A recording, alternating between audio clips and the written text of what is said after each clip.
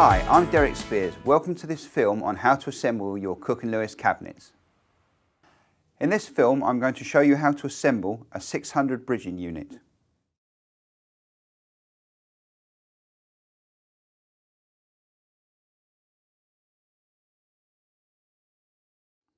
Here's a tip for you. When you've opened your box, use the cardboard as a base to build your cabinet on. This helps protect the panels. In your box, you'll find an assembly guide. This one is for the 600 bridging wall cabinet. Please follow the assembly guide carefully because there is important information which is useful when building your cabinet. This shows you the hardware, the wall fixings, minimum tools required and the panels. The panel numbers referred to correspond to those in the assembly guide. As you take the panels out of the box, identify them. This is panel number 3, which is your base panel. This panel is panel number 1, and you have 2 of those. They're your left and right hand side panels. You have panel number 2, which is your top panel, and this has got the pre-drilled holes for your hinges. You have a back panel, which is panel number 4, and you have your assembly fittings and your wall fixing packs. In your hardware, you will have 8 cams, 8 quick lock metal dowels, 8 wooden dowels, 2 30mm screws, and in your wall fixing pack, you will have 2 wall fixing brackets, 2 wall plates, and the screws required. I'm going to put all the components into a bowl. This keeps them safe, ready for use. I'm now going to insert my cam, making sure that the arrow is pointing towards the hole on the edge of my panel. So place it in like so.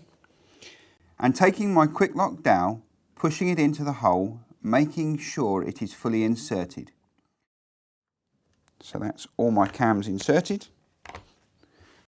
I now get my metal dowels and push them in, making sure they go in all the way. Also put in the 8mm wooden dowels, push them all the way in as well. If you find it difficult to push the wooden dowel in, just take a hammer and gently tap.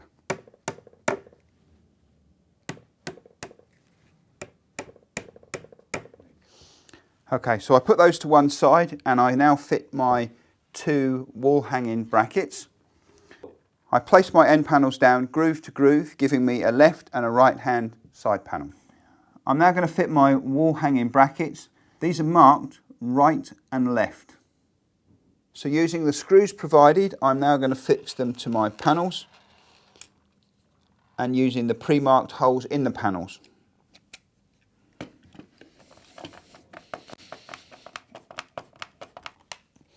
Don't over tighten the screws. I'm now going to fit my base panel, and this is the one without the holes in, making sure that it is groove to groove. Push it down and tighten the cam up as you go. The quick lock dowel works when the cam is turned between 12 and 2, 2 being the maximum. You will see that the metal plastic sleeve expands. This gives you a tight fit in the whole of your end panel. Repeat this for the rest of the panels, then you're ready to actually start assembling the cabinet. Turn the unit round so I can get at it and fix my top panel. Again, so it is groove to groove. And tighten the cams as well.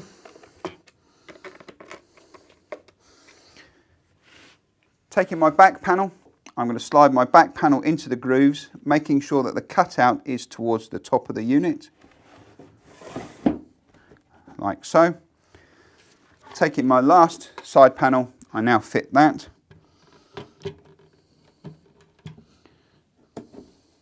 Now tighten the cams up. Don't forget, it goes from 6 o'clock to 2 o'clock maximum. And that's my 600 wall bridging unit completed. Having fitted my bridging unit to the wall, I'm now going to fit the door using the Aerobus lifting system. This system fits the 600, 800 or 1000 mil bridging units. Your pack contains A, 8 times 35 mil screws, B, 6 times 15 mil screws, C, your hinges,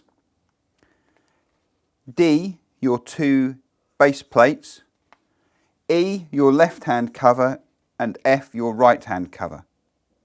So locate the holes you need, and you can do that by measuring. The distance down is 78 millimeters. So according to this, I measure here, and there we are. 78 millimeters is that set of holes there. So I place my plate over those holes. Quick pilot hole just to make sure it's the right depth. Repeat for the second one. And you can see them in the right place. Taking 2 of the 15 mil screws, I now fix those down. As you can see, I fitted the plate with this tag towards the top of the door. So that's the plates fitted to my door. I'm now going to fit my actual hinges to my cabinet. So locating it on the 2 holes, I'm now going to fix it using the 4 positions here. Quick pilot hole.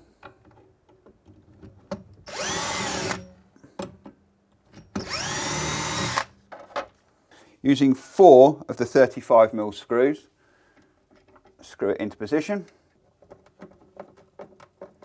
Once you've got one fixed, you can actually let go with your hand so it doesn't go anywhere. There we are.